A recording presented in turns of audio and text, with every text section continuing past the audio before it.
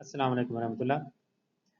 आज का जो हमारा टॉपिक है ये एक अच्छी खासी प्रॉब्लम के बारे में है हमारे स्टूडेंट्स की।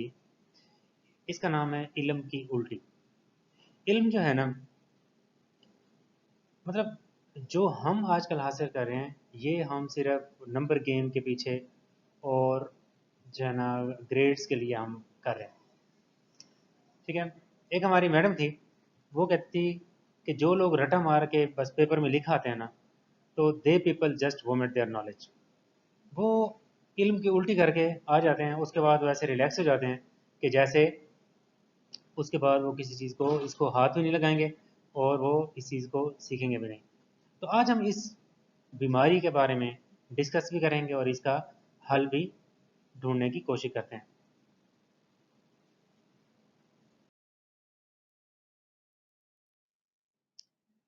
ये हमारे आज के दौर का स्टूडेंट का एक बहुत बड़ा मसला है कि वो इल्म की उल्टी करते हैं। जिस तरह खाने की उल्टी आती है, सब कुछ बाहर निकल जाता है, वो चीज़ ना जिस्म के लिए फ़ायदेमंद रहती है और ना दोबारा इस्तेमाल के काबिल रहती है।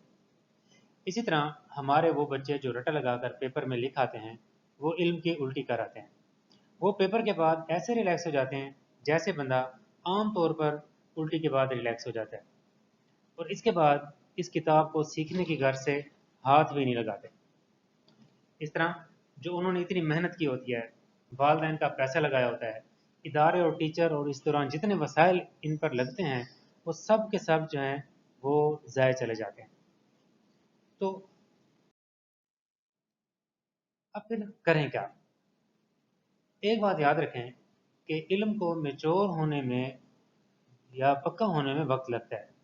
ये आपको भूलता है, याद होता है, फिर भूलता है, याद होता है, और एक वक्त आता है कि आप इस टॉपिक या सब्जेक्ट पर अबूर हासिल कर लेते हैं। याद होने की जो बुनियाद है ना, वो दोहराना है, रिपीटिशन है। मैं इसको मिसाल से समझाता हूँ।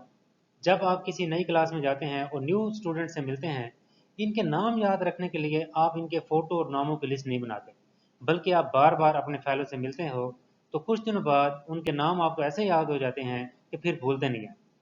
किसी का नाम याद रखना कितना आसान है, लेकिन किसी न्यू फ़ैलो से एक आध दफ़ा मिलने के बाद ना मिलें तो उसका नाम भी भूल जाते हैं। इसलिए जब भी आप कोई टॉपिक याद रखना हो, कोई भी चीज़ आपने याद रखनी हो, ज़रूरी नहीं है कि पढ़ने से मुतल्लिक़ हो, कोई भी चीज़ आपने याद रखनी हो, तो उसको आपने बार बार मिलना होता है, बार बार उससे इंटरेक्शन करना होता है, तो आपको वो चीज़ अच्छी तरह याद हो जाएगी। इसके लिए आप ये करें कि कोई भी सब्जेक्ट है या टॉपिक है, उसके साथ अपना ताल्लुक़ बढ़ाएं, उसके साथ अपना इंटरेक्शन जितना ज़्यादा होगा उतना वो आपको ज़्यादा याद होगा। जितना ज़्यादा आप टॉपिक्स को पढ़ेंगे, इतना ज़्यादा आपको याद होता जाएगा। और भूल जाने को मसला ना समझें, ये हमारे सीखने के अमल का, लर्निंग प्रोसेस का हिस्सा है। कोई बच्चे ये कहते हैं कि हमें जी पढ़ते हैं भूल जाता है, तो कोई बात नहीं, एक दफ़ा पढ़ते हैं भूल जाता है, फिर आप उसको याद करें, फिर पढ़ते हैं भूल जाता है। एक कुछ दिनों बाद आपको वो चीज़ इतनी अच्छी याद हो जाएगी कि आप उसको ज़िंदगी भर नहीं भूलेंगे। ठीक हो गया? अब मैं आपको इस यहाँ पे ब्रीफली सीखने के इफ़ेक्टिव तरीके, learn effective ways of learning बता देता हूँ।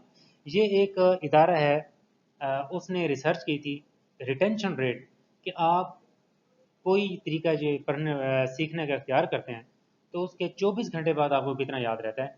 तो जो लेक्चर है ना, वो सबसे कम इफेक्टिव मेथड है सीखने का, वो हमें 5% याद रखता है 24 घंटे बाद। इसमें जो बच्चा खुद रीड करता है, जो लोग हम खुद रीड करते हैं, वो 10% याद रहता है। ऑडियो विजुअल जो चीज़ हम सुनते हैं देखते हैं, वो 20% याद रहता है। इसमें कोई डेमोस्ट्रेशन हम देखते हैं, वो 30%। ग्रुप डिस्कशन हम आप करते हैं, तो वो 50% याद रहता है।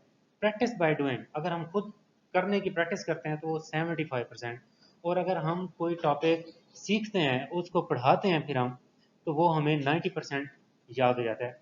तो ये वो तरीके हैं जिससे आप अपनी लर्निंग कैपेबिलिटी को बढ़ा सकते हैं।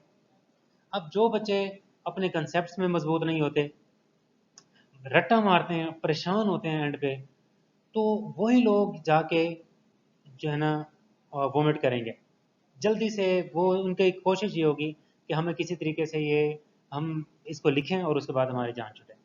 हालांकि इतने पैसा हमारे ऊपर लग रहा होता है, बच्चों के ऊपर माँ बाप लगा रहे होते हैं, एक जो इंस्टीट्यूट है वो इतना अरेंजमेंट कर रहा होता है टीचर की सूरत में, बाकी क्लासरूम सेटिंग के हवाले से, अब और इतनी ट्रांसपोर्टेशन वगैरह देख लें, आने जाना, सबका अल्टीमेट ऑब्जेक्टिव ये होता है कि किसी तरह हमारा बच्चा सीख जाए।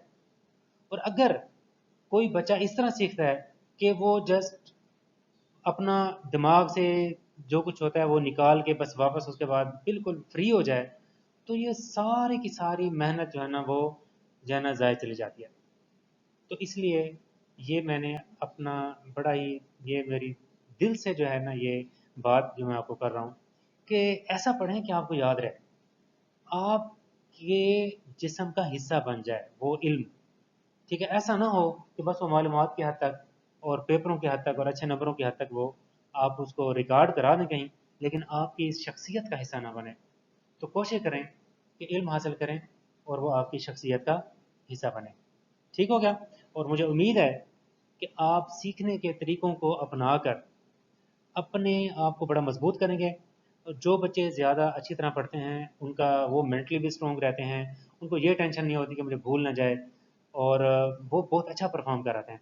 और जो बहुत प्रेशर में होते हैं, जिनको यही टेंशन होती है कि बस किसी तरह हम जल्दी से पेपर में लिखें और उसके बाद हमारी जान छूटे, तो वो फिर जैसे ही सेमेस्टर या कोई क्लास ख़त्म होती है तो उसके बाद उसको बिल्कुल भूल जाते हैं।